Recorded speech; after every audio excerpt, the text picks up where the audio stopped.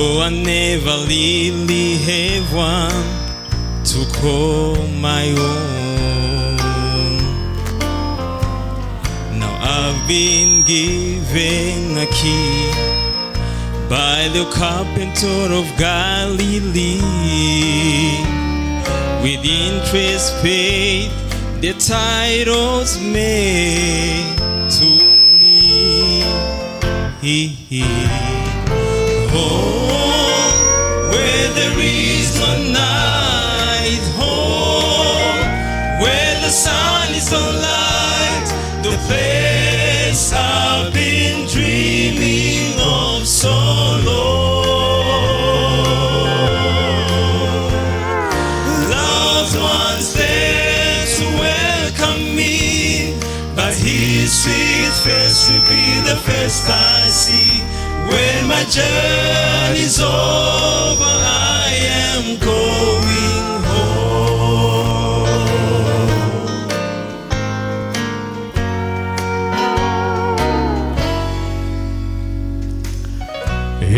Everybody dreams going home, it seems.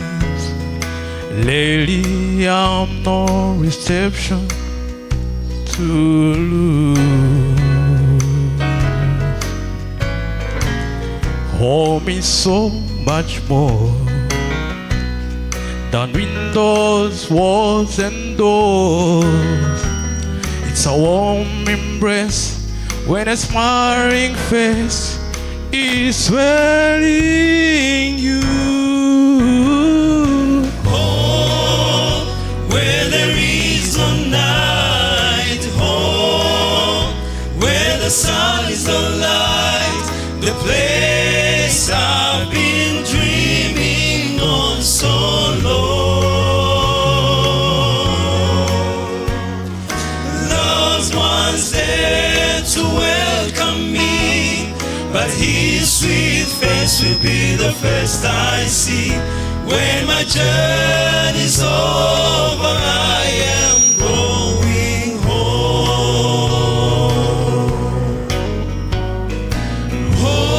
Home where there is no night, home where the sun's no light, the place I've been dreaming of so long.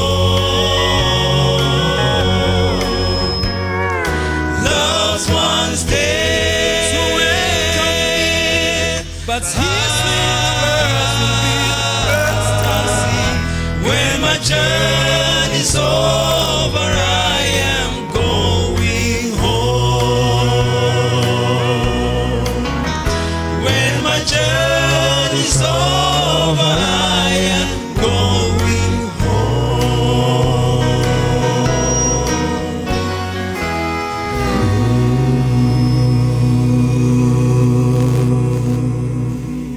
Thank you for this choir. murakoze cyane kubw'ururirimbo baririmbye. God bless you. Mani bahezagire. The journey is almost over, by the way. Mu binyakuri urugendo rusa nk'uriko rurerekeza ku musozo. Question is, Ikibazo ni iki? are we ready to cross the finish line? Mbega twoba twiteguye gushika ku murongo urangiriza urugendo?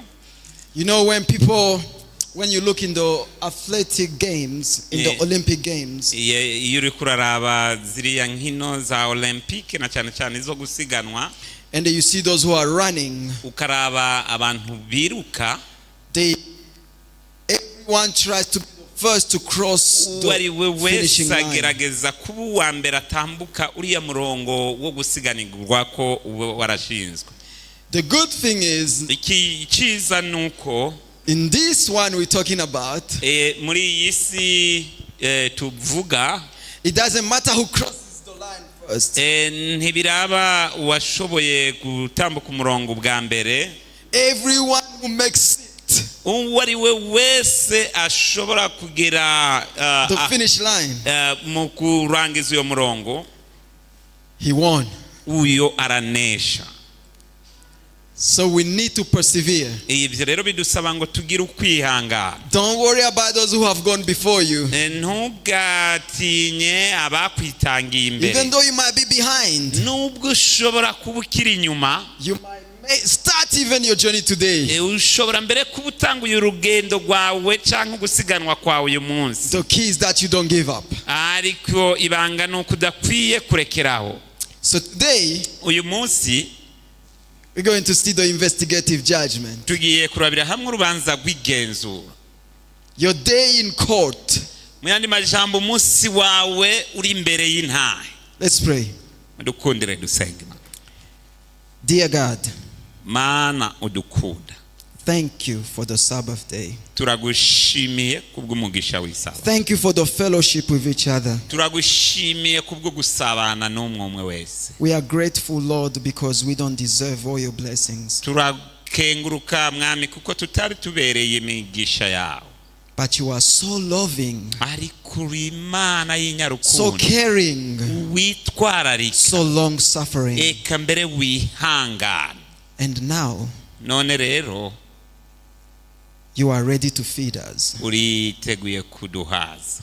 We pray that you may give us your Holy Spirit turasenze ngo uduhe mpemu wawe yera, so that we may accept the food you give us and satisfy our hunger. kugira ngo twakire ifunguro duhaye utumare inzara. Father God, data man, the psalmist say that the entrance of your word giveth wisdom. yuko ijambo ryawe rigira riti aho ijambo ryawe ryinjiriye risigaho ubwenge, And that it gives understanding even to the simple one or to the most ignorant. eka mbere rigatanga gutahura no ku bantu batitwararika. And today we need that we all get an understanding of your word. none uyu munsi turagusabye ngo dushikane kuri urwo rugero rwo gutahura twese. Be our teacher utubere umwigisha, and speak to us uvugane natwe, as we pray in Jesus' name. kuko tubisabye mu izina rya Yesu. Amen. Amen. So, let me ask you one question. munkundire mbaze ikibazo. How many have ever been in prison? ni bangahe bo muri mwebwe bagiye mu ibohero? abamaze gufungwa mu ibohero? umwe. I mean, I've been in prison also. na jewe Okay, naragiye. maybe it was not a prison. No. kumbure ishobora kuba atari What was agasho, it? ariko byari At a police station. nari mu kigo cy'igipolisi. ariko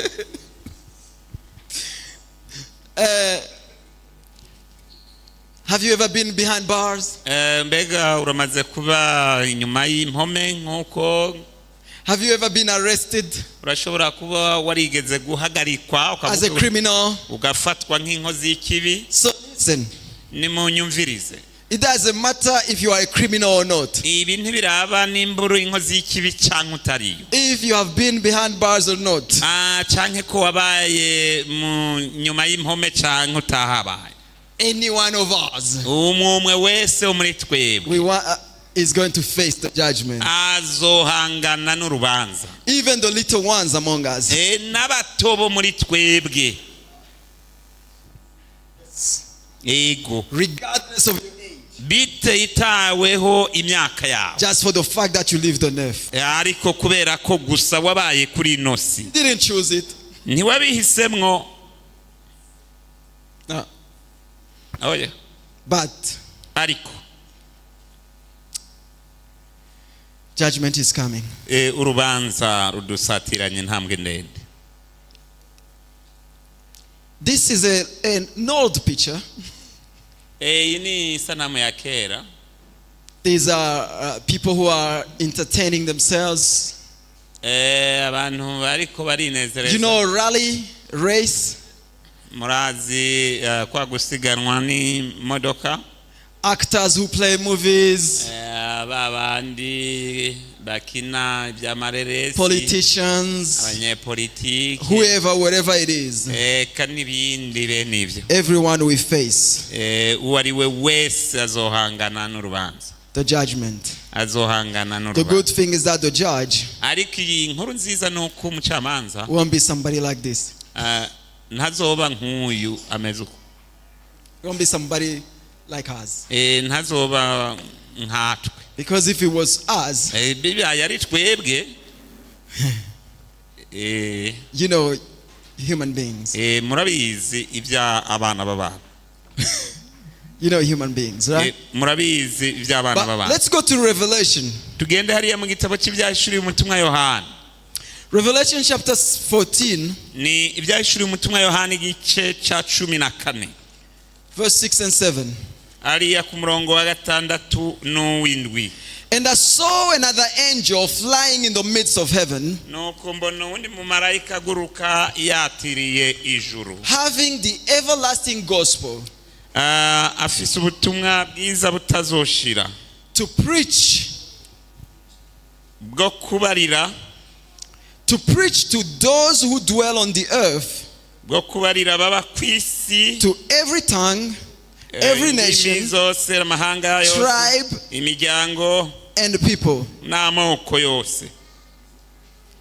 saying with a loud voice, Avuga n'ijwi rirenga. fear God and give glory to him, Ati mwubahe Imana muyihimbaze. for the hour of his judgment is come. Kuko igihe cy'amateka yayo gishitse. The hour of his judgment is come. Igihe cy'amateka yayo gishitse. This message was being echoed since the end of the 18th century. Ubu butumwa bwakomeje gusamirana guhera mu mpera The 18th century. ikinjana cya 18 Until today, gushika uyu munsi the message is being given. ubwo butumwa buracatangwa. When did we see that the judgment began? Mbega twabonye yuko urubanza rwatanguye ryari? When did this begin? Ryari? 1844.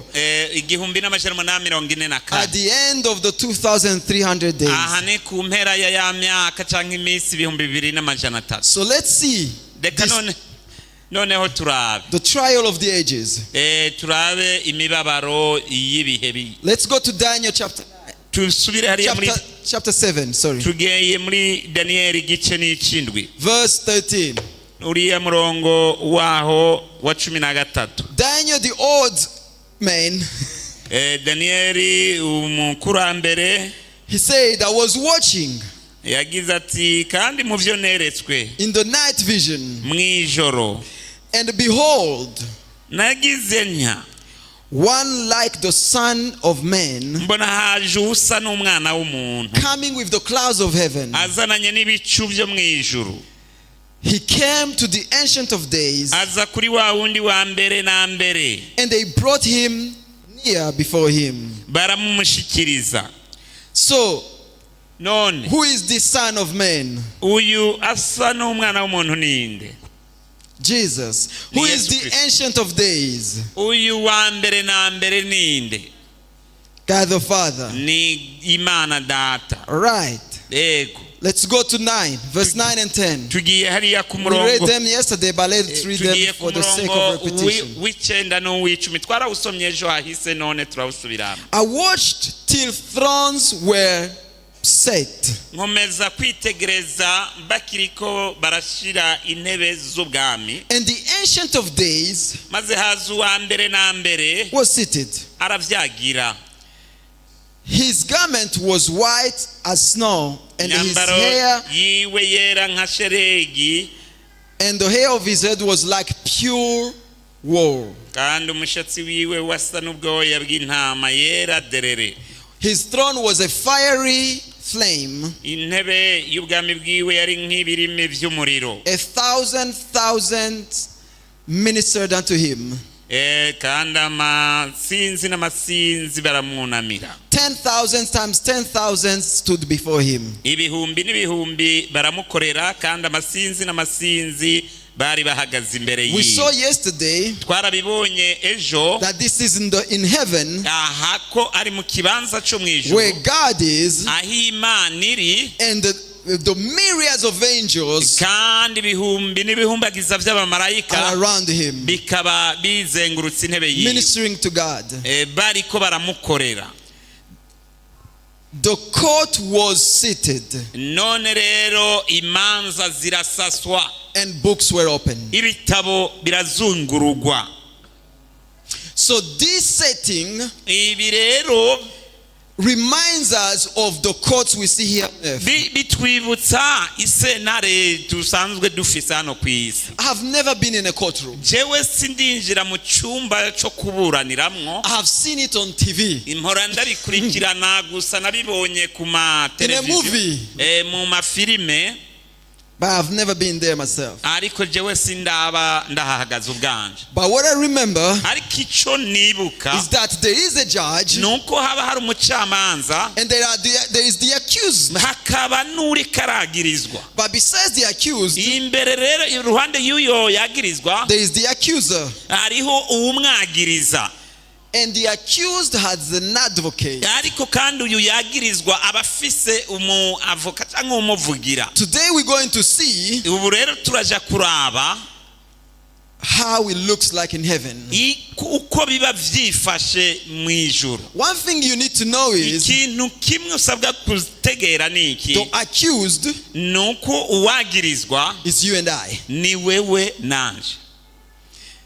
What are we accused of? mbega twagirizwa ibiki?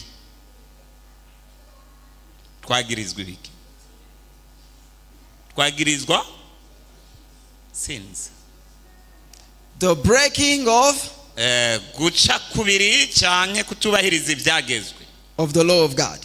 ibyagezwe by'Imana. All right. none So the 10 commandments basically. ibyagezwe 10. And who is there as the judge? mbega mubona ari inde mucamanza? Is it the angel? ni umumarayika? I don't know. sinzi. That's just an illustration. ibyo n'akarorero ni imfashanyigisho. Let's go on. reka twibandanirize. So the angel umumarayika was flying in the midst of heaven. yari kaguruka yatiriye ijuru, And he's telling everyone, ariko abwira uwo ari we this wese is the time ati iki ni cyo gihe to be ready cyo kuba witeguye, because judgment is come. kuko amateka ashitse. In other words, mu yandi majambo, make things right. nutunganye ibintu. If you don't want to be nutaba ugomba condemned. kutsindwa. Before I go forward, imbere yuko ntera intambuko muri kino kirwa, I want to give you one passage in John chapter 3. ndagomba kubaho umurongo umwe hariya mu gitabo cy'ubutumwa bwiza bwa Yohana igice ni cya 3, imirongo ni 2 tujya gusoma. It's not 16. si 16. It's not John 3:16. si 3:16 No. muri Yohana. But oya, 17 and 18. ariko ni 17 na 18. Can you read it for us? Yohana igice ni cya 3 uriya murongo wa 17 na 18. ijambo ry'Imana riravuga ngo kuko Imana itatumye umwana wayo gucira abari mu isi urubanza, ariko ngo abari mu isi bakizwe nawe. Uwizeye ntazotsindwa n'urubanza, ariko utizeye aramaze gutsindwa, kuko atizeye izina ry'umwana w'Imana w'ikinege. Read 19 also. reka dusome na 19 naho nyene haragira hati uku niko gutsindwa, kuko umuco waje mu isi, ariko abantu bagakunda umwiza kuruta umuco, kuko ibikorwa byabo ari bibi. So this is the key here. aha niho hari I want you to understand ndakeneye yuko that mutahura Jesus yuko Yesu did Kristo not come to earth ntiyazanywe hano ku isi to condemn kugira ngo anyone. acire urubanza uwo ari we wese. If anyone is in here nihaba hari umuntu hari hano as a representative of Christ maze akaba aserukira Kristo, and he is condemning maze akaba atsinzwe, or casting judgment on God's people, maze akaba ariko aracira urubanza abantu b'Imana, That's not from God. ivyo ntibiva ku Mana.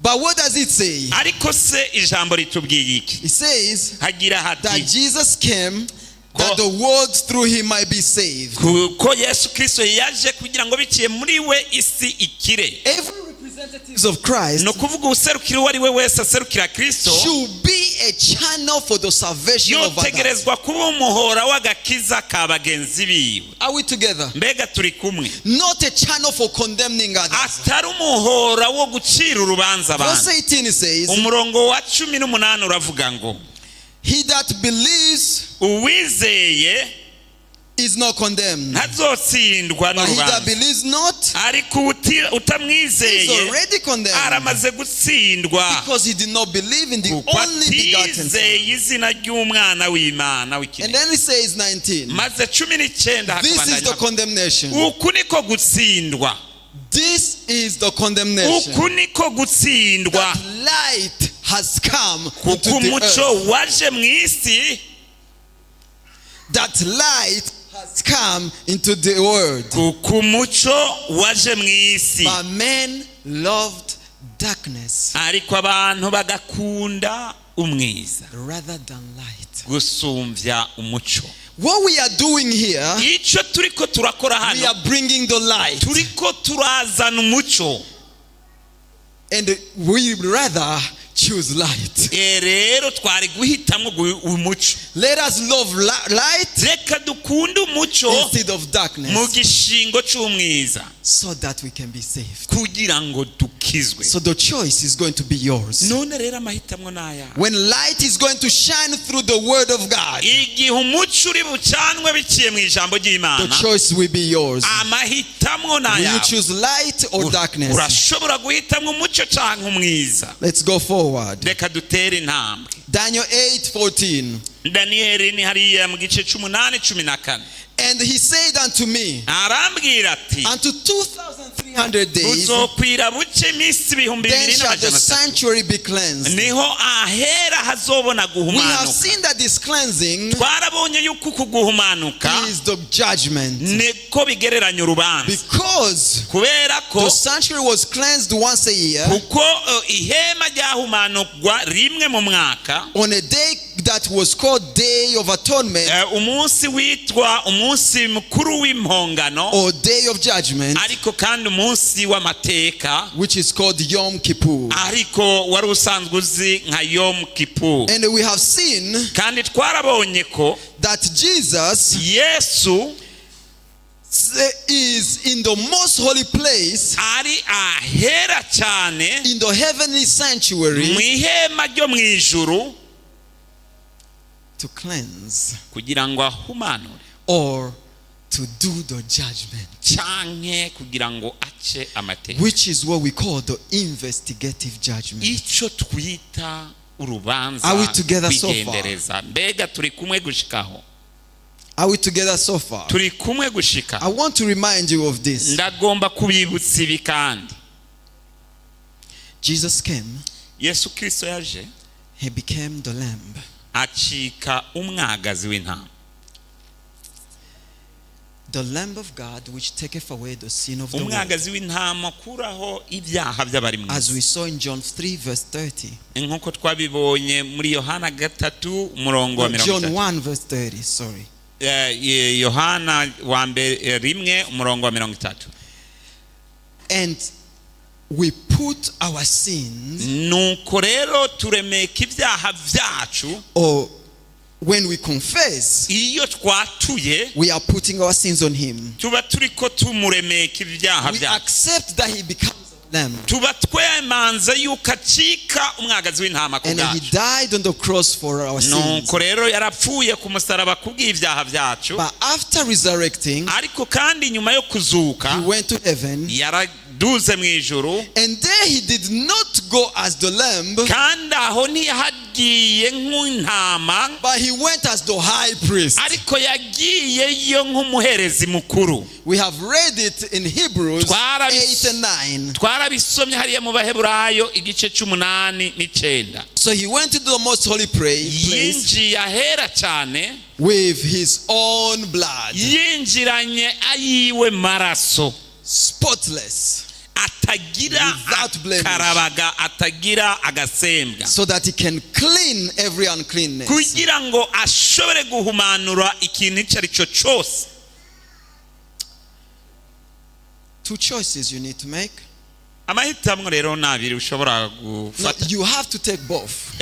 Yose ayo mahitamo usabwa Accept him as your lamb umwemere nk'umwagazi w'intama ku bwawe, to die in your stead. kugira ngo apfe mu gishingo cyawe. But accept him as your mediator or as your high priest, Ariko kandi umwemere nk'umuhuza cyangwa umuherezi mukuru, so that he can cleanse you kugira ngo ashobore kuguhumanura kukweza from all unrighteousness. mu bigabitanyo And byose, present your name before his Father maze ashobore gushikiriza izina ryawe data wa twese in the most holy place. mu kibanza cyahera cyane. So Daniel, Daniyeli when he was learning, igihe yariko ariga ibyo, thinking about the 2300 days, yiyumvira ibijyanye n'iminsi 2300, he did not understand, ntiyashoboye kubitahura because the Bible told him, kubera the angel told him, ko umumarayika yamubwiye ati that was for many days to come. ibyo nibyo mu gihe cy'iherezo, mu minsi zoza. And we have seen Kandi twarabonye ko that judgment did not start in the time of Daniel,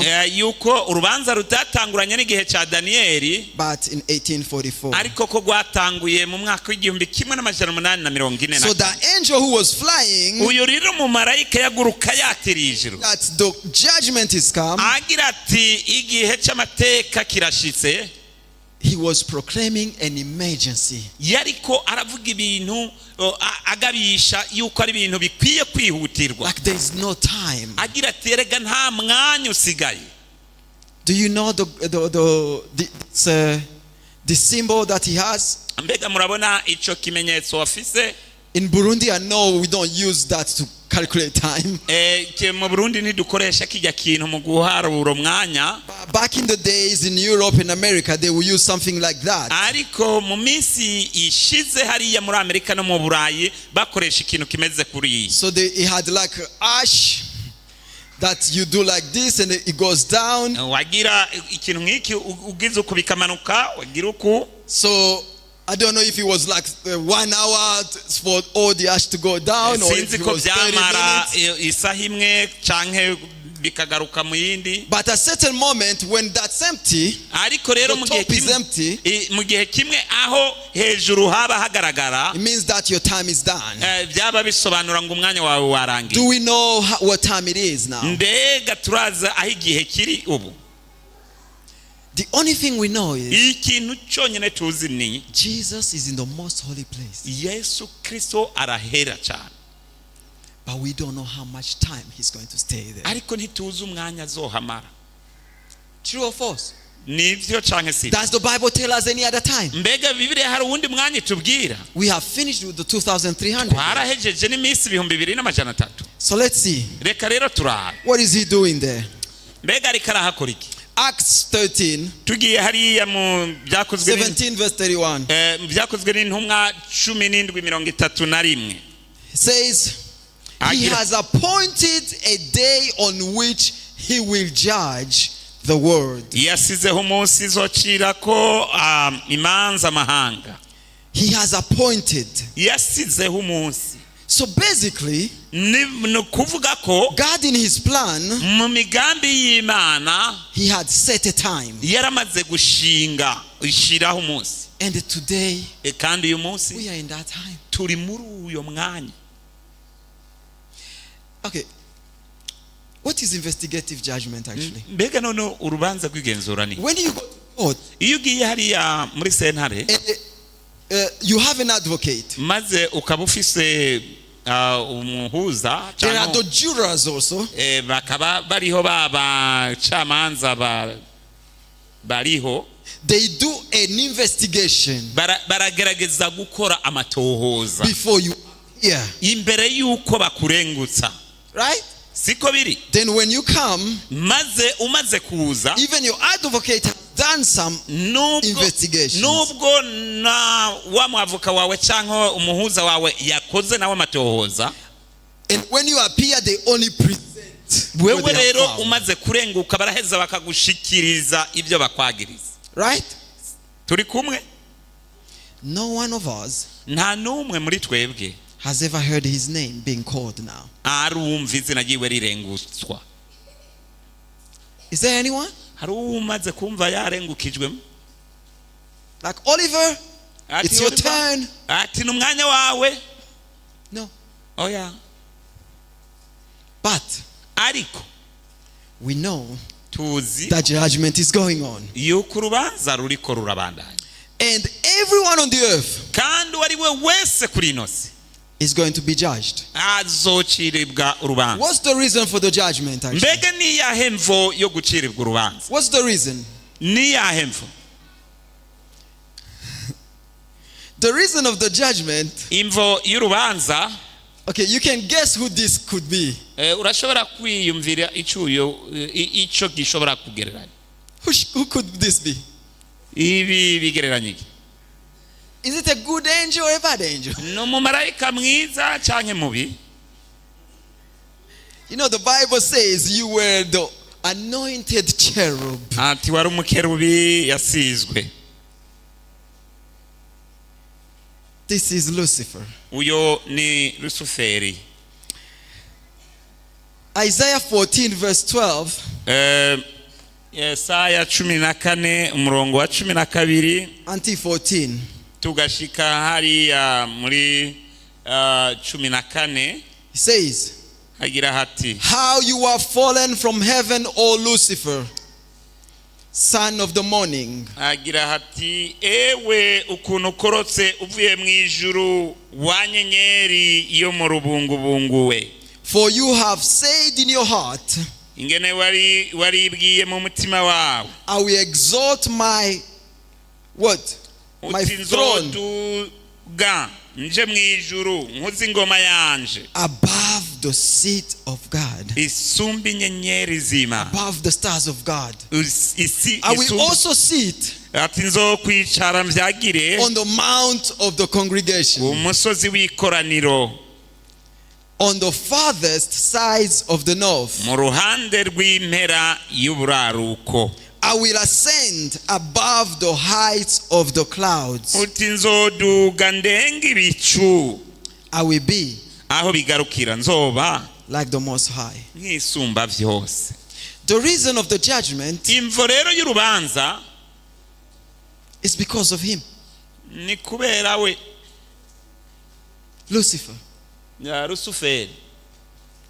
Because if he did not disobey, Kubera ko iyo ataja kugarariza there would have been no sin. nta cyaha cyari kubaho. Sin began in heaven. It Kubera didn't ko begin on earth. icyaha Sin began in heaven. kubera Not on earth. icyaha cyatanguriye mu ijuru atari ku isi. And why? Kubera iki? Because he wanted to be above everybody else. Kubera ko yibwiye mu mutima ko agomba kuba hejuru y'ikintu icyo ari cyo cyose. He wanted even to be like the Most High. Yarashitse no ku rugero rwo kwibwira ko yoruta isumba vyose, But he was defeated ariko yaraneshejwe and cast in the earth. maze yirukanwa mu ijuru, He was angry maze araraka, and he claimed that God was unfair. maze ashinja Imana, yagiriza Imana yuko idatunganye, While he's the one kubera mu gihe ari we who refused yanse to abide by the law of heaven. kuhishwa mu mabwirizwa y'ijuru. The heavenly records reveal God's justice. Rero amakuru y'ivy'ijuru aratwereka, araduhishurira ubutungane bw'Imana, Because kubera ko God shows love to us. Imana yaratweretse rukundo, Because he sent his only begotten son niyo yarungitse umwana wayo w'ikinege to die for us, ngo adupfire so that we don't end like Lucifer. kugira ngo ntidushobore gusozera mu buzima bwacu. So the thing is this. Ikintu cyo kuzirikana ni iki rero? Lucifer says that God is unfair, ati Luciferi yagira ati Imana ntitunganye nigororoka, but Jesus ariko Yesu or God shows that he's fair cyangwa Imana ubwayo yerekanye yuko itunganye by sending his son to die for mu us. kurungika umwana wayo w'ikinege kugira ngo So adupfire. here there is a power of choice. Aha rero hari ubushobozi bwo guhitamo. Which side are you going to be on? None n'uruhe ruhande uri bwegamire? Lucifer's Rwa Luciferi or God's? cyangwa ugw'Imana? Let's see. Reka turabe. The reality of the judgment. None ukuri kubijanye n'urubanza. Romans 14 verse 12. Tugiye hariya mu Baroma 14 umurongo wa 12. So then each of us shall give account of himself to God. Wari we wese muri twebwe azogaragazwa imbere y'imanza z'Imana ayibwire. This sounds like Ibi bishatse kuvuga ko I will go in myself in front of God jewe nzogenda ubwanje imbere y'Uhoraho and have to answer the questions that he's going to ask me. maze nshobore kwishura ibibazo azombaza. I don't know if that will be easy if I will have to do that. Ibyo sinibaza ko bizoba byorosha hamwe byoba ari byo bindindiri. But that's what the Bible says. Ariko ico nico Bibiliya ivuga. Ecclesiastes 11 verse 9. Ugiye hariya mu gitabo cy'umusiguzi ni igice cya 11 umurongo w'9. Rejoice, O young men, Agira ati nunezerererwe ubusore bwawe. in your youth, Ewe musore nezerererwe ubusore bwawe. and in your heart, Kandi umutima wawe and let your heart cheer you in the days of your youth. kandi umutima wawe ukunezereze mu minsi y'ubusore bwawe. We love having good time, Turakunda kugira ibihe byiza, especially when we are young. na cyane cyane iyo tukiri It's not only that. abakiri bato, si Even ibyo as we konyine. are older, we love having good Natwebwe times. Don't you? batama turahimbarwa n'ibyo, Right? siko biri? Everyone loves enjoying having good time. Kuba ari we wese arahimbarirwa But kugira ibihe byiza, ariko walk in the ways of your heart kandi ugendere mu nzira z'umutima and in the wawe sight of your eyes. no mu kuraba kw'amaso yawe. But Ariko know that wamubizi for all these, yuko God will bring you into judgment. Imana izoshira mu rubanza rw'ivyo byose. You know, when you talk about judgment, Iyo uri kuravuga ibijanye it n'urubanza, sounds scary, doesn't it? byumvikana nk'ibintu biteye ubwoba, siko biri? If you have to go to appear in judgment, Ni byaba bisaba ko uja kurenguka imbere y'umucamanza. that's the reason why I gave you John 3. Nico gicanteye kubaha Yohana igice ca 3. What did it say? Mbega twasomye havuga ngo iki? Come on, I started with that for a reason. Ibyo nari nabitanguje kubw'iyo mvo. What did we read? Twasomye iki Yohana God 3? did not send his son to condemn the world. Yuko Imana itarungitse umwana wayo ngo acire urubanza abari mu isi. God has no intention to condemn anyone. Imana nta kugambira ifise ko gucira urubanza uwo ari we wese. But Ariko he sent Jesus that through him we can be saved. yarungitse umwana wayo Yesu Kristo kugira ngo We can bice muri have we victory. turonke intsinzi no gukizwa. In the court, in the judgment. Mbere turonke n'intsinzi muri sentare. But we are also warned. Ariko kandi twagabishijwe Everything you do, yuko ibyo dukora byose enjoying your life. nezerererwa ubuzima bwawe. But don't forget, Ariko ntiwibagire you will be taken to court. yuko ibyo byose bizoza imbere y'imanza. The magnitude of the judgment. How serious? Ingene rero bitoroshe ibyo rubanza. How serious is the judgment? Ingene urubanza rwifashe. Ecclesiastes 12:14. Turabe hariya ni igitabo cy'umusiguzi 12:14. For God will bring every work into judgment, including every secret thing, Kuko Imana izoshira igikorwa cyose mu rubanza, bo n'ikintu cyose gihishijwe, whether it is good or Ari- whether it is bad. ari kibi canke ari cyiza. Every secret thing. Ikintu cyose gihishijwe. Sometimes there are things that we do publicly, Rimwe na rimwe hari ibintu usanga dukorera ku mugaragaro, and other things that we keep to ourselves, eka n'ibindi usanga ari twe biherera muri twebwe or between us and our friends, canke hagati yacu n'abagenzi bacu, right? siko And the word of God says ijambo ry'Imana rivuga ngo every secret things will be ikintu brought cyose into judgment, gihishijwe kizoshirwa imbere good y'Imana, or bad. cyaba ari cyiza canke kibi. Are they doing anything good or bad? I don't know. Mbega bakora byiza canke bibi ntabyo nzi. And there is no creature hidden from his sight. Kandi nta kiremwa giheshijwe inyonga ziwe. Hebrews 4:13. Ni hariya mu Baheburayo igice ca 4:13. But everything, all things are naked and open to the eyes of him to whom we must give account. Byose byuguruye imbere y'inyonga zayo kuri we uwo dukwiye kumenyesha ibyacu. Okay? So imagine you got there. Ni wibaze rero utumbereye aho. Like the other day when you were in your room, I saw what you were doing. Maze ukabwirwa ati hamwe wari muri cya cyumba cyawe nabonye ibyo warimwo. Let me tell you a little funny story. Reka ndabatere inkuru itangaje. Children. Abana. Once there was a woman. Hari umukenyezi. A child was walking with the parents on the street. Umwana yari katambuka ari kumwe n'abavyeyi biwe mu ibarabara. And then they saw a woman who was passing towards them. Babona umundi mukenyezi yari katambuka basa nk'abahushana inzira. And she was pregnant. Akaba yibungenze. Then the child looked at her. Maze umwana yitegereza uyo mukenyezi. So she was pregnant. Aribungenze.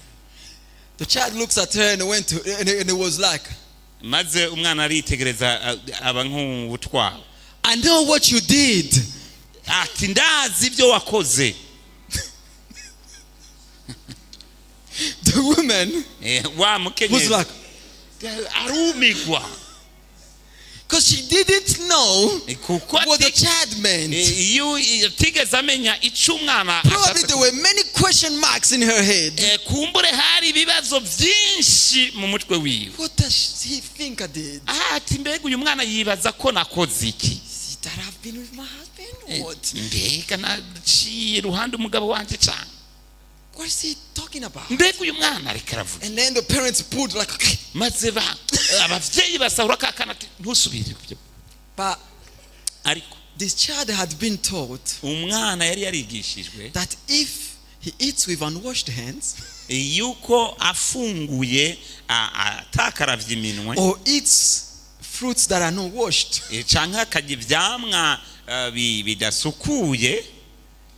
the belly is going to swell. Yuko inda izoheza ikavyimba.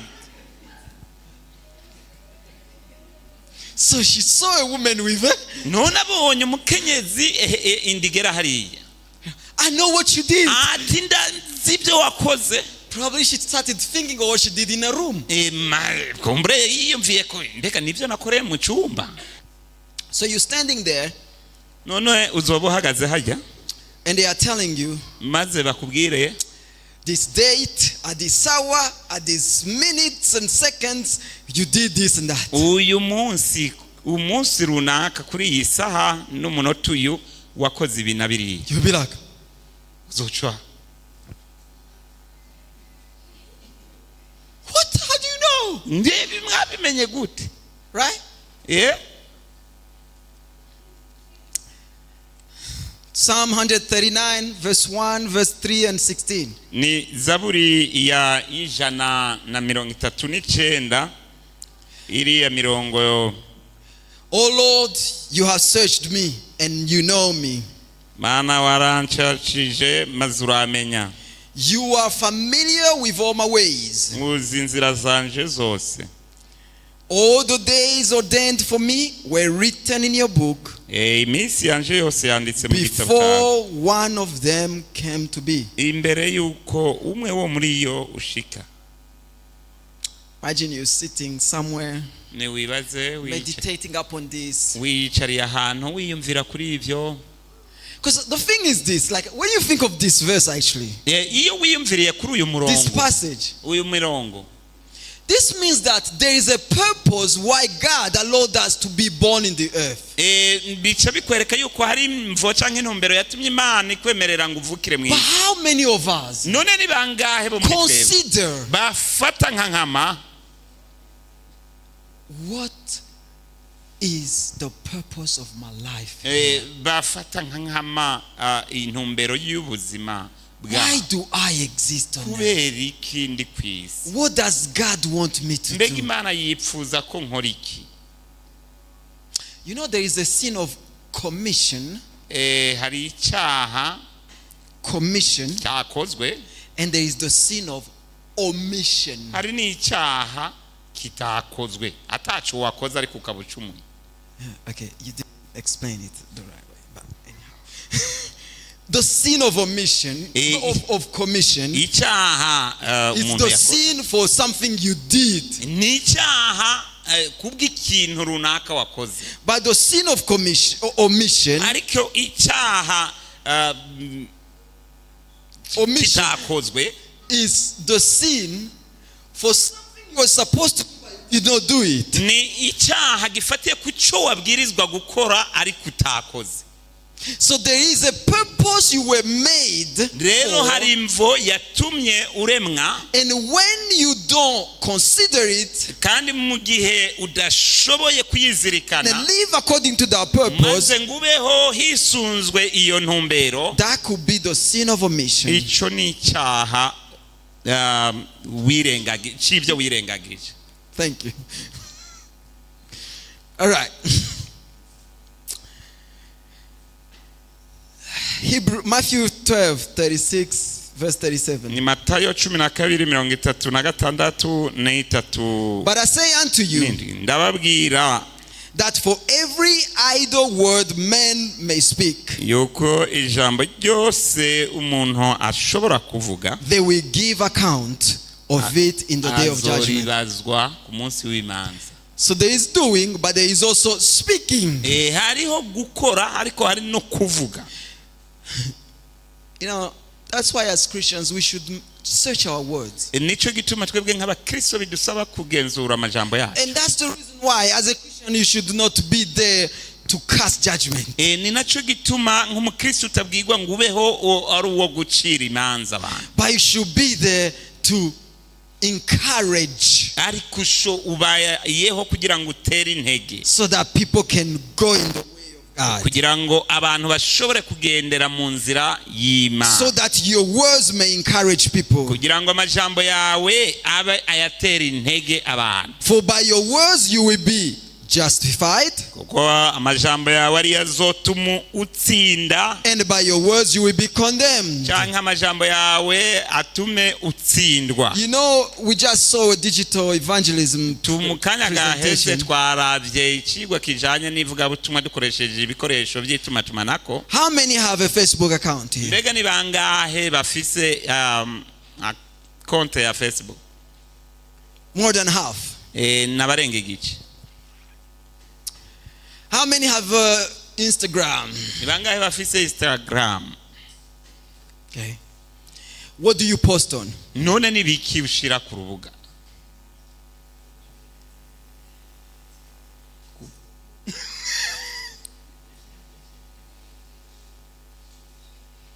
The words you put on, Amajambo ushira ku rubuga, do they lead people to Christ? mbega tumbereza abantu kuri Do Kristo? they encourage them to live a Christian life? Biratera intege abantu kubaho ubuzima rukristo? Maybe that might not be a sin of commission. Ivyo rero bishobora That kuba might not be a sin of bishobora commission, kutaba icyaha cyo ibyo wakoze, but it might be a sin of omission. ariko kikaba icyaha cy'ibyo wirengagije. We together? Turi kumwe? Angry words. Amajambo y'uburakari, God have mercy. Mana duharire.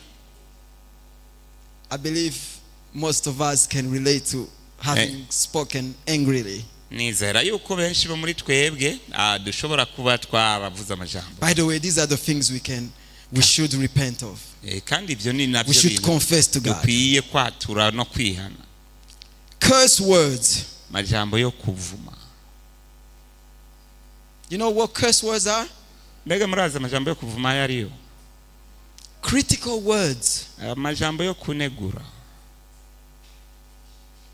Because he says, by your words you will be justified, and Ukijambo by your rivuga words you ngo will be... amajambo yawe bizotuma utsinda canke uneshwe utsindwe.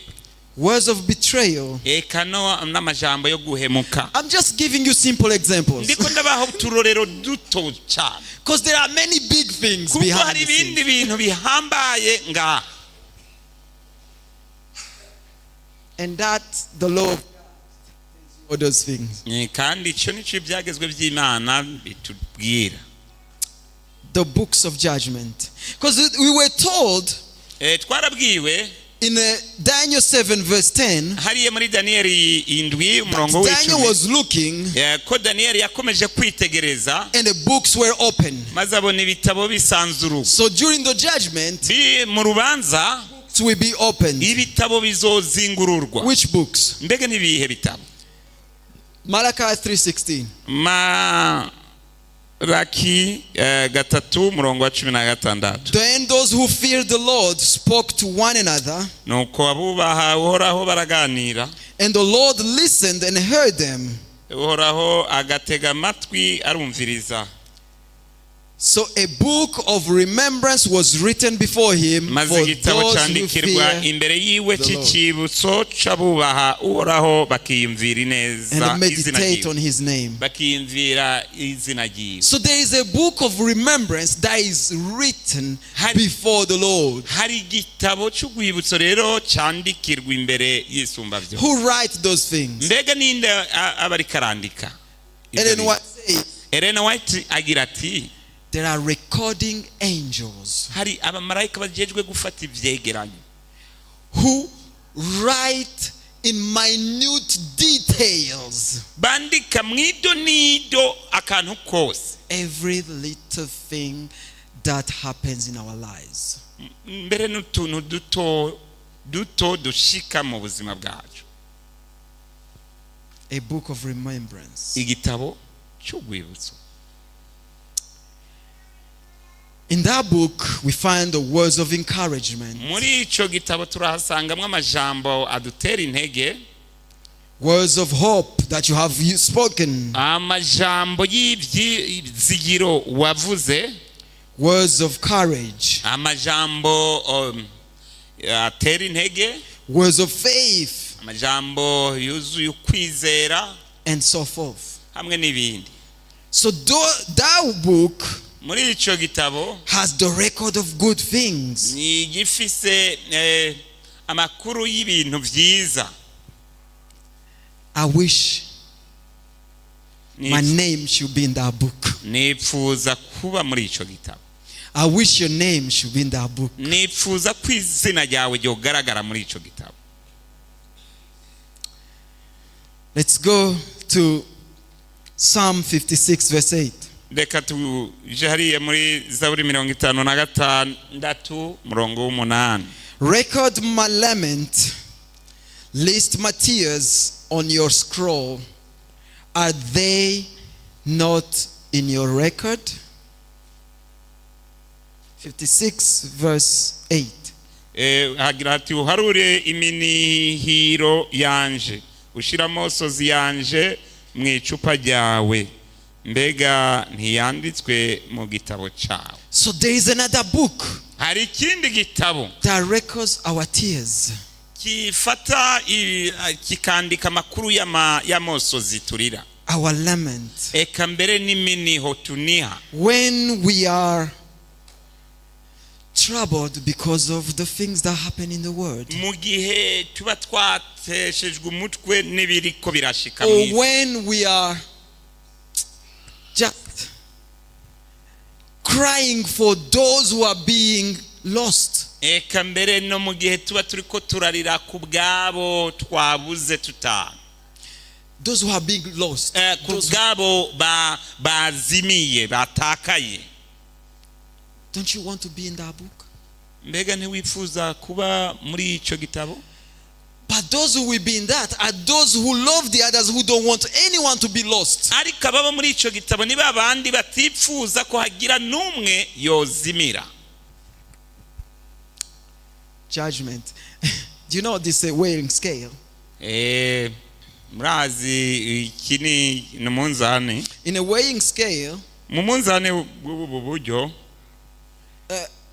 actually the courts, they use this symbol nowadays, isn't it? rero amasentare akoresha icyo kimenyetso, Right? To show that mu kwerekana ko there is a certain standard you have to reach. hari urugero runaka usabwa gushikako. And the same with God. Kandi no ku Mana niko biri. There is a standard we need to reach. Hari urugero dusabwa gushika. As the angels are recording, mu gihe abamarayika rero baba bariko barafata ivyegeranyo, or our names will be put in the book of remembrance, amazina yacu ashobora kuba ari mu gitabo cy'urwibutso, or they will be put in the books of those who will perish. canke aje mu gitabo c'abaja mu mahonero. In which book are you going to be in? Mbega igitabo giye kuzokwandikwamwo niki? There is the book called the Book of Life. Hari ikindi gitabo citwa igitabo c'ubugingo.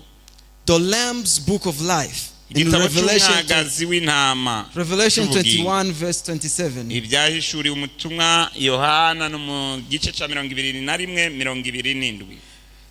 Ellen White says, Madame Ellen White that in this book are recorded the names of those who are in the service of God. Muri ico gitabo handikwamwo amazina y'abari mu gikorwa c'Imana.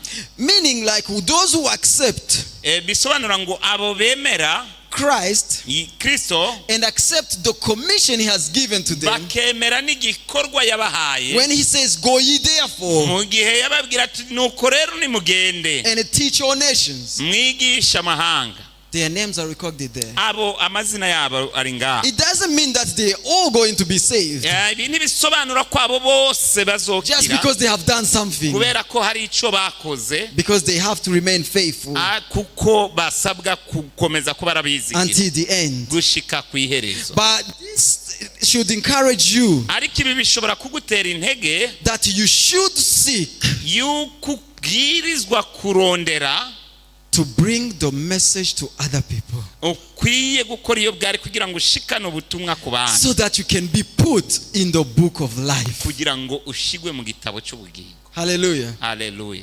Because no one is going to heaven alone. Kuko nta muntu azoja mu ijuru imbokoboko wenyine atacu. These are the books that will be opened in the judgment. Ibi ni bitabo bizugururwa ku munsi w'imanza. Are we together? Turi kumwe. It's the Bible telling us. Bibiliya iratubwira In the end, there will be only two classes. yuko ku mpera y'iminsi hazoba imigwi ibiri. When you are harvesting, okay, what do they? Yeah, they do grow wheat here. Mu kwimbura baragira ibigega. They grow wheat here. They grow corn. Baragira ingano, ibigori. But corn is easy to see. Ibigori biroroshe But in kubibona. the wheat, sometimes there are tears in it, Ariko right? ingano kenshi na kenshi usanga harimwo ugwamfu. Because it's not easy to differentiate them. Kandi ivyo usanga bitoroshe kugira ngo ubitandukane. Only at the time of harvest, Mu gihe gusa ciyimbura that's when you can see the difference. niho utandukanya ugwamfu n'ururo. Isn't it true? Siko biri. So today we are all together in the church. Uyu munsi usanga twese turi mu rusengero. There's no difference. Nta budasa, nta tandukaniro. But you know yourself. Ariko uriyizi ubwawe.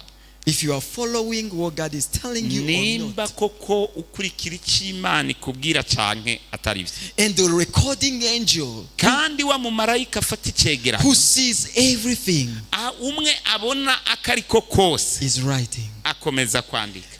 Before each name, Imbere y'izina iryo ari ryo ryose it's recorded every detail of your life from birth to death. icegeranyo mu buryo bwimbitse ku buzima bwawe uhereye ukiri muzima gushika upfuye biriho.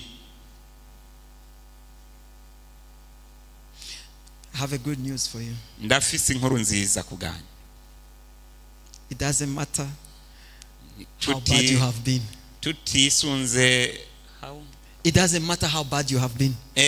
tutisunze ingene wabaye It mubi doesn't matter how sinful you have been. n'ivyaha wagendeyemwo, As long as you are still alive, ariko kuko ukiri muzima you can still make a decision to change. uracafise amahirwe yo gufata ingingo, Because Jesus is there kuko Yesu nihari to strengthen you kugira ngo to forgive you, aguharire and to give you a fresh start, maze ngo aguhe intango so nshya. that your end kugira ngo iherezo ryawe better rize ribe can ryiza, be good, ribe and your ryiza, name can be recorded maze izina ryawe rishobore kwandikwa in the book of remembrance, mu gitabo in the cy'urwibutso, book of life, mu gitabo cy'ubugingo, and not in the book of death. atari mu gitabo cy'urupfu. Revelation 22 verse 11. hariya mu byashuriwe umutumwa Yohana There comes a time, 22:11 haraje there's going to be a time hazoba igihe when these words will be spoken. aho aya majambo azovugwa, Just the same way, nk'uko muri nka bwa buryo nyene, at the time of harvest of wheat, nko mu gihe cyo kwimbura iyo buro, the wheat is put into the barn, aho urwamfu rushigwa mu muriro, the wheat is put into the barn, uburo bwimburirwa mu bigega, and the chaff or the tare is gathered together and be burnt. maze imiguruka n'ibijabija bikegeranywa kugira ngo biturirwe. They cannot change at that moment. Mu yandi majambo ivyo bintu ntibishobora guhinduka. So Jesus will proclaim these words. Maze Yesu azovuga aya majambo. He who is just, he who is unjust, let him be unjust. Ugabitanya nashishikaraga abitanye, And he who is righteous, maze ugororoka let him be righteous still. nashishikare agororoka gushika kwiherezo. But we are not there. Ariko aho ntiturahashika. We can choose to be righteous. We biracashoboka ko can choose duhita, to be righteous from biracashoboka today ko on. duhitamwo kuba abagororoka uyu Psalms munsi. 69 verse 28. ya 69:28. Let them be blotted out of the book of the living and not be written with the righteous. Havuga amajambo, Zaburi 69:28 hagira hati Imana yawe ikugerereye inkomezi. 69:28. 29:28 hagira hati basibanganywe mu gitabo cy'ubugingo, You don't want this to happen to you. bandikanwe n'abagororotsi. Let's not allow this to happen to you. Ntitukemerere yuko aya majambo adushikako. Choose Duhitemwo to be on the side of Jesus. kuba mu ruhande rwa Yesu. He who overcomes Unesha shall be clothed in white garments, azokwambikwa umwambaro wera, and I will not blot out his name from the book of kandi life. sinzokura izina ryiwe mu gitabo cy'ubugingo. I want my name to be in the book of life. Jewe ndifuza ko izina ryanje riba mu Is it your gitabo. desire also? Mbega nicyo cyifuzo cyawe? Because today Kubera ko uyu we munsi still have the opportunity turacafisa ayo mahirwe that our names may be recorded in the book of life. yuko amazina yacu yandikwa mu gitabo Jesus cy'ubugingo. says, Yesu yagize ati, I will confess his name before my Father nzokwatura izina and before ryiwe his angels. imbere ya data n'imbere y'abamarayika biwe. I wish I could hear Jesus saying, Ndifuza kumva Yesu Kristo agira ati, Emmanuel Kwizera Emmanuel Kwizera has listened to me. yaranyumviye.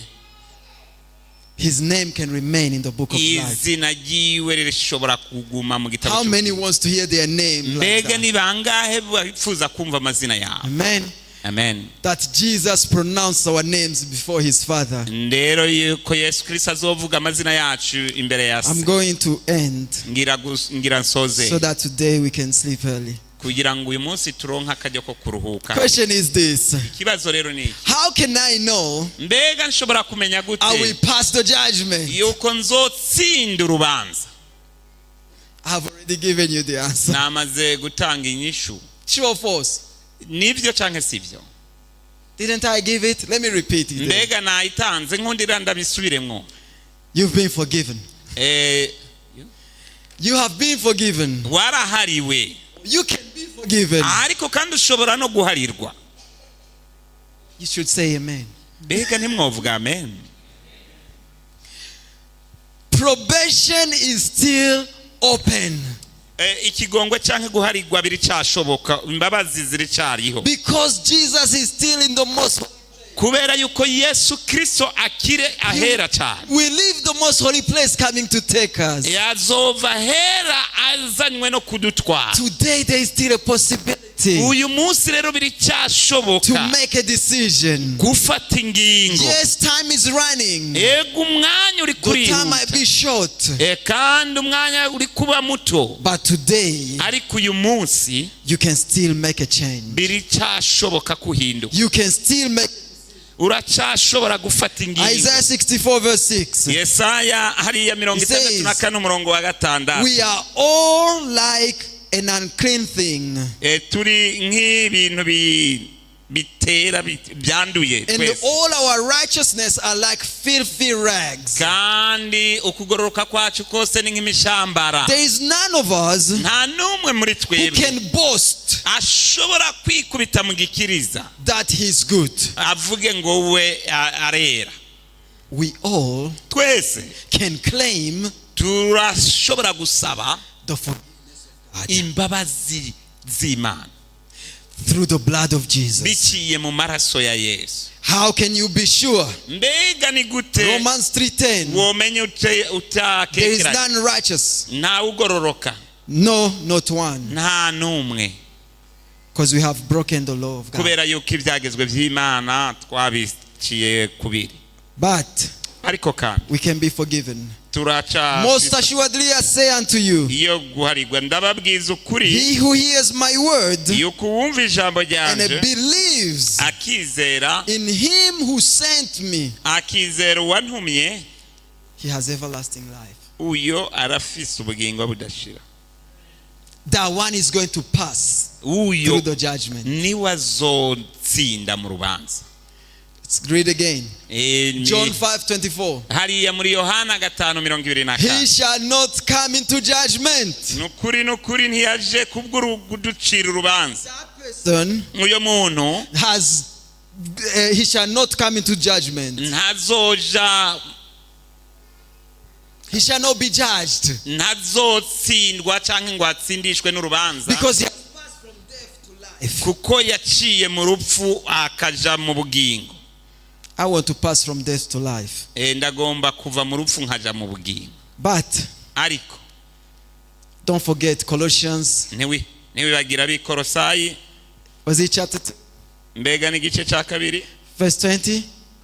umurongo wa 20. I am crucified with Christ. Ati nabambanywe na Kristo, Nevertheless I live. ariko ndiho. Yet not I, Sije ndiho, but Christ Jesus ariko ni Kristo Yesu lives in me. muri jewe. Does he live in you? Uyo aba muri wewe. If that's the case, Ibyo nibyaba ariko biri, you have no reason to fear the judgment. nta mvo nimwe yotuma utinya urubanza. Hebrews 7:25. Abaheburayo n'igice cy'indwi 25. Because Jesus has been a human, has lived on earth like us, kuko iyo Kristo yabaye umuntu nkatwe, he is able to save to the uttermost ashobora kudukiza no ku rugero all those who come to God through him. kuri abo bose baza ku Mana baciye kuri we. Christ Yesu Kristo is our only assurance. niyo assurance dufise. We cannot go to God Ntidushobora gushikira having Imana any other assurance that we will pass through the judgment. tudafise ubu bushizi bw'amanga yuko tuzotsinda urubanza. Hebrews 7:25 says, hariya mu Baheburayo n'igice Jesus lives 25. always to make intercession for us. nicyo gituma ashobora gukiza rwose abashikira Imana kubwiwe. Na naryo yamaho kugira ngo abasabire. Thank you. I was waiting for that. So, look, Jesus, Raba rero Yesu he makes intercession for us before God. yama ariko adusabira imbere He will y'Imana. go to the Father. Araja kwa data I died for him. agiti naramupfiriye. My blood. Amaraso yawe. Yes, he has sinned. Yego nivyo yaracumuye. But I remember, Lord, ariko ibuka you mwana sent me to die for him wandungitse ngo so he can ndamukire come. uyu rero arashobora Let me kuza tell you one thing. reka ndababwira ikintu kimwe If at the entrance of heaven nimba ku irembo ry'ijuru there are guards, hari these guards, hari imana the guards abarinzi who are there at the entrance, bakaba bari aho ku and irembo then you go there, maze ukagenda they ask, bakabaza why are you here? turi hano ukora iki What do you want here? urondera iki hano What do you want to do? mbega ugomba gukora iki I want to go in. ati ngomba kwinjira Why? kubera iki Who are you? we urinde Do you think you're going to say, I'm Emmanuel Kwizera? mbega mwibaza nzovuga ati je ndi Emmanuel Kwizera No. oya Jesus, ati Yesu the one who died on the cross, wa undi yapfa ku he musaraba told me to come here. yambwiye nze hano Do you know what they will do? mbega murazi They will open the gate bazoca wide bugurura and I will go in maze nanje ninjira because of Jesus. ku bwa Kristo Not because I did something special, atari kubera ko nakoze ibintu but bidasanzwe because I trusted in him ariko kuko and namwizigiye accepted him to be my savior maze nkamwemera nk'umucunguzi wawe and confessed all my sins to him. maze nkamwaturira ibyaha byanjye And he covers them with his araheza blood. arabitwikira abitwikirije yiwe maraso You have no merit, nta bubasha na bumwe wari ufise kuri ibyo bintu but Jesus' blood is all. ariko amaraso ya Yesu Kristo ni vyose We have an advocate with the turafise Father. rero utuvugira turafise We have umwavoka an advocate with the Father, turafise umwavoka imbere y'Imana Jesus Christ the righteous. uyo nawe ni Yesu Kristo umugororotsi I have some news now. ndafise rero inkuru The news I want to give you is this. inkuru ngomba kubaha ni This Jesus, uyu Yesu when you accept him, iyo umwayemeye ukamwakira whether you are sick, waba ugwaye whether you are poor, cyangwa whether ukenye you are wherever you are, uko wowe umeze kose when you go to him umaze and you accept him and you ukamwakira confess him, ukatura ibyaha byawe kuri we I want to tell you what he is. ndakubwira wari we Let's read here. reka dusome hano And behold, I'm coming quickly, Jesus atihe says, ndaza vuba and my reward is with me kandi nzanye to ingero give to yanjye every man kugira ngo umuntu wese according to his work. ibihwanye n'ibikorwa byiwe Fine. ego The work is Jesus who does it in us, igikorwa Kristo akorera muri twebwe not the work that I do myself atari igikorwa In my own jewe power. nkora mu nkomezi in my zanjye own strength. mu nkomezi So zanjye the good news is this. inkuru nziza ni iyi Jesus Yesu is your advocate. niwe akuburanira Jesus Yesu is your judge. ni nawe mucamanza Are you hearing me? mbega muri ko muranyumva Jesus is sitting as your judge. Yesu yicaye aha nk'umucamanza But he also goes with you as your advocate. ariko kandi arajanirana nawe Are you nk'umwavoka going to wawe lose the case? mbega wumva uzotsindwa urwo rubanza Hallelujah. haleluya Jesus is our faithful and true witness. Yesu niwe mwizigirwa kandi cyabona cy'ukuri And this iyi is the gospel. ni ubutumwa bwiza This is the good news. ubu ni ubutumwa bwiza This is what Jesus wants you and I to understand today. iki nico Yesu Kristo yipfuza ko wowe nanje dutahuye uyu He is your judge. niwe He mucamanza is wawe your advocate. ariko kandi akaba mwavoka And wawe he will help you to live a righteous life here on earth. uyu niwe azogushoboza kubaho ubuzima bugororoka hano ku isi Jude 1:24. Yuda 1:22 Now unto him, ati ndakubwira now unto him who is able to keep you from falling kuri we ashobora kukurinda kugwa cyangwa gusubira inyuma and to present you faultless. maze akakuzigamira mu buryo bwuzuye To present you akagushikana faultless. atakindi gisabwe Faultless. But maybe I can go in the Bible too. Yes, can you read it Yeah. there? To Now unto him who is able to keep you from falling and to present you faultless before the presence of his Father. is it Jude wa? Jude 20, verse 24. 24 hagira ngo ariko ishobora kubazigama ngo ntimutsitare no kubahagarika imbere y'ubwiza bwayo mudafise agasembwa munezerewe cyane. Jesus himself, Yesu Kristo bwiwe he is able to help us to live without sin here on earth. niwe adushoboza kubaho atacaha. But don't worry. ariko ntibigutesha First John chapter 2 verse 1. icyambere cya Yohana 2 umurongo Easy. wa mbere hagira hati If any man sin, n'umuntu niyacumura we have an advocate with the Father, turafise umutuburanira canke umuherezi, Jesus Christ the righteous. umuhuza w'Imana n'abantu ni Yesu First Kristo. John 1 verse 9. ni icyambere cya Yohana gice cya mbere umurongo w'icenda.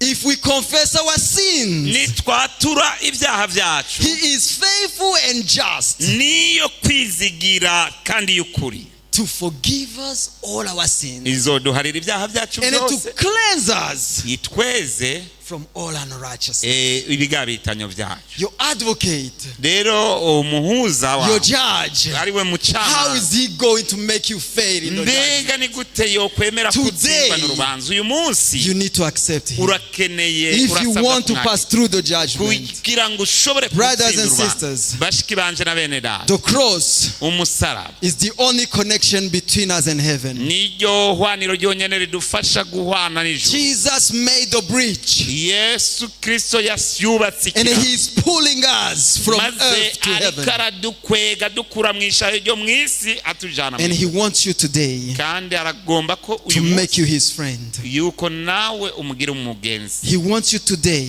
iragomba ko uyu munsi to put on him all your sins. yuko umuremeka ibyaha byawe I byose. want to remind you what we saw yesterday. ndagomba kukwibutsa ibyo twabonye ejo In the sanctuary, mu ihema. the only sins that were forgiven on the day of atonement icyaha cyonyine cyaharirwa ku munsi mukuru w'impongano were those that have been confessed cyari icyaha cyihanywe cyangwa cyatuwe by those who brought the lamb and the blood was on the veil. kuri abo bazanye ikimazi maze amaraso akajojotezwa ku gitambara. Because that's where the cleansing was happening. aho niho uguhumanuka cyangwa ukweza But those who kwawe. did not ariko abo confess their sins, bring the lamb, batayihanye ibyaha byabo ngo babyaturire ku gimazi, their sins were not there. ibyaha byabo ntibyari hariya, So they were not cleansed. kandi abo ntibashobora guharirwa. Today uyu munsi is the day you need to examine yourself ni umunsi usabwa kwisuzuma ubwawe to see ngo urabe if there is no secret sin, nimba hatari icyaha cyo mu ibanga, if there is nothing that you have forgotten. yuko hari ikintu woba warirenga. Pray to God to remind you usenga Imana ngo ikwibutse that you may confess every little thing, kugira ngo ushobore kwatura nubwo cyoba ari ikintu gito, so that as Jesus is still in the most holy place, kuko Yesu Kristo akiri ahera cyane he may blot ashobore gukura those sins, icyo cyaha, so that he may cover them with his own blood. maze ngo atwikire icyo cyaha nayiwe maraso. How many today say, ni bangahe uyu munsi? Lord, mwami I understand ndatahuye you are my advocate. yuko uri Let me start before that actually. ariko imbere yuko tujya kuri ibyo, Lord, I accept you as my lamb. mwami ndakwameye nk'umwagazi I w'intama, want you to take my sins. ndagomba yuko wabira ibyaha byanjye, Accept you as my savior. maze ndakwakiriye nk'umucunguzi, But nk'umukiza wanjye, accept you as my high priest. ariko kandi ndakwemeye nk'umuherezi mukuru That wanjye, you go and blot my sins away. wewe ukuraho ibyaha That you byanjye, cover them with your blood. maze ngo bitwikize amaraso yawe. If that's what you desire, icyo ni cyaba I want icyifuzo you to cyawe. stand up. ndakwifuriza guhaguruka, I want you to stand up ndasaba ngo uhaguruke so that Jesus kugira ngo uyo Yesu can see that you are confessing him. ashobore kubona koko uri kuramwaturira. And then maze he says, yagize ati come unto me now. nimunze ko I want you ndayifuza come and lean on me. ndakwifuza ko muza mukabeshwaho nanjye, Because after I forgive you, kubera ko maze kubaharira I want you to live a righteous life. ndifuza ko mubaho ubuzima butagira icyaha. So those who say, abo bagira bati mwami I need power to overcome sin. ndakeneye inkomezi zo kunesha icyaha, I need power to overcome sin. ndakeneye inkomezi zo kunesha icyaha. If that's what you desire, icyo ni cyaba aricyo cyifuzo I'll call you cyawe. to the front so that we can pray together. ndaguhamagarira kuza hano imbere kugira ngo dushobore gusengera I hamwe. need the same power myself. ndakeneye nanjye izo nkomezi ubwanje. And if that's also your desire, ni cyaba aricyo cyifuzo please cyawe, come so that we can pray. ndakwinginga nguze kugira ngo dusengere hamwe. Time has gone, umwanya wacu wadusize, but we still have to pray. ariko turacyafise akanya. We need the power of God turakeneye ubushobozi bw'Imana to help us overcome. budufashe kunesha. After forgiving us, imaze kuduharira He said yagize ati He is able to keep us from falling. ashobora kutuzigama ngo He is ntituzigame. faith just, niyo kwizigira kandi igororoka, not lie. ntibesha. And then after this call, inyuma y'uyu muhamagaro I want to ask, ndagomba is kubaza, there anyone today hoba hari umuntu hano uyu munsi who says, agira ati I want to start my Christian journey. ndagomba gutangura urugendo rwanje rukristo, I want to join the Seventh-day Adventist Church. ndagomba kwifatanya n'ishengero ry'abadivantiste mu munsi. If there is anyone who is here today nihaba hari umuntu ari hano uyu munsi and it says, I would like to be part of this movement that studies the Bible, maze akagira ati ndakeneye kuba muri uyu mugwi w'aba bantu biga ibyanditswe ariyo I bibiri, invite you also to come. nawe ndagutumiriye nguze hano. Is there anyone? mbega hariho We don't umuntu have much time, ko nta mwanya muremure dufise, but God tells me to call. ariko Imana iriko irambwira ngo mpamagare. Is there anyone? hoba hariho umuntu, We're going to pray. tugiye gusenga. But how many here are not Seventh-day Adventists? ariko ni bangahe Among the bari ngaha audience. atari ba adventiste mu munsi w'indwi mu ikoraniro? All of them are Seventh-day Adventists. bose n'aba someone here. Yes. uyu bless you, yamaze my gufata ingingo, Imana iguhezagire mwene data. Come to the church. From now, urahawe ikaze mu ishengero. has decided to join the Seventh-day Adventist uyu Church. yarahisemwo kwifatanya n'ishengero ry'abadivantiste mu munsi. turagiye And gusenga, I'm going to ask so that he can also for all of us to overcome. ngiye gusenga ku bw'aba ariko kandi no ku ishengero ryose kugira ngo rishobore kunesha. data uri mu ijuru, Father, izina ryawe nirihabwe may icyubahiro. your name be uyu mugoroba twongeye kunezerezwa n'ubuntu bwawe. uyu mugoroba twongeye kuza imbere yawe tugukengurukira, we come before you with thanksgiving. kuko ntacyo waduhishije ariko byose wabisize There ahagaragara is nothing that you have hid from us, but kugira ngo all has hoye been kugira revealed, n'umwe apfa rubi, that no one may perish, ariko twese ngo turonke ubugingo that budashira. all of us may be inkuru saved. nziza uduhishuriye kuri uyu The mugoroba good news you have given us this nuko evening, warungitse umwana wawe kugira ngo bose baronke that you ubugingo sent your son so that all may live kandi baburonke busagutse. and have abundant life. ariko ikibazo But the question, ngo amahitamwo yacu afise uruhara our runini. own choices are very heavy. urakoze kuko utwigishije uko kuri, Thank you for teaching us the truth. urakoze kuduhaye n'akaryo ko guhitamo. And thank you for the ndagushimiye opportunity rero to ku decide. bw'abana bawe bamaze guhitamo. Thank you for your children. hari that bari have hano imbere decided. bagira bati mwami turakeneye inkomezi Those zikuva, who are here saying, Lord, we need your power. turakeneye ububasha bwawe mwami, The power to overcome. kugira ngo dushobore kubaho ubuzima butagira To agasemba, live a sinful life. A sinless tuneshe life. icyaha n'igisa naco mu buzima bwacu. To defeat, to overcome evil and everything like it. none ga mwami kuko bemeye ko ari wewe ubashoboza, Now that they come so that you may help them. ndakwinginze mwami ngo ubashitse ku rugero ruguhimba. I pray that you lift them up to the udushitse level ku you rugero rwo belong, kugaragaza ko turi abawe to koko, the level that we may be seen that we belong to maze you, nk'uko twabibonye amazina yacu aboneke mu gitabo that cy'ubugingo, our names may be written in the book of life, ariko kandi aboneke mu gitabo cy'urwibutso. but that also they may be in the book of remembrance.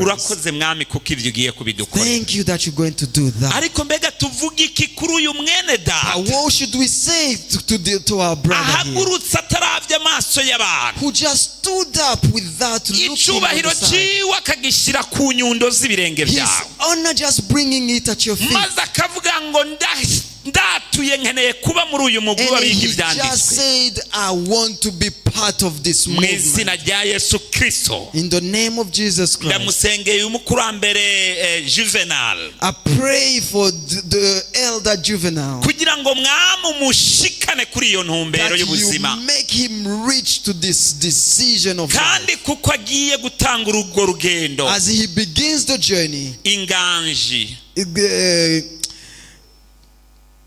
n'icyubahiro that power and honor bibi byawe may be yours kubwiwe, for his sake, maze ahorane ukunesha bikomotse kuri Kristo Yesu, that he may have victory from Jesus Christ, atari kubera we gusa. not because him of Mwami himself. ndakwinginze ngo uhezagire ishengero ryose, May you bless the whole church. ababanye natwe uhereye kare kare mu gitondo, Those who have been with us since morning, abadukurikirana ku mbuga those who are ngurukanabumenyi, following on the lives, on the ubahezagire ku internet, rugero rutagabanije, bless them without limit. uhezagire abavugabutumwa waturungikiye, Bless the evangelists you have sent to eka us. mbere na Emmanuel we adusangije ijambo Even ry'uyu Emmanuel mugoroba, who shared with us the uhezagire word. umuntu wese yabaye muri iri koraniro, Bless everyone who has been in this tuve meeting, hano twese twuzuye that we ugukenguruka, may live full of thanksgiving, twese tuvuga ngo Imana yabaye nziza saying kuri that twe. God has been good to us. Urakoze kuko udusezeranishije Thank amahoro you yawe. that you have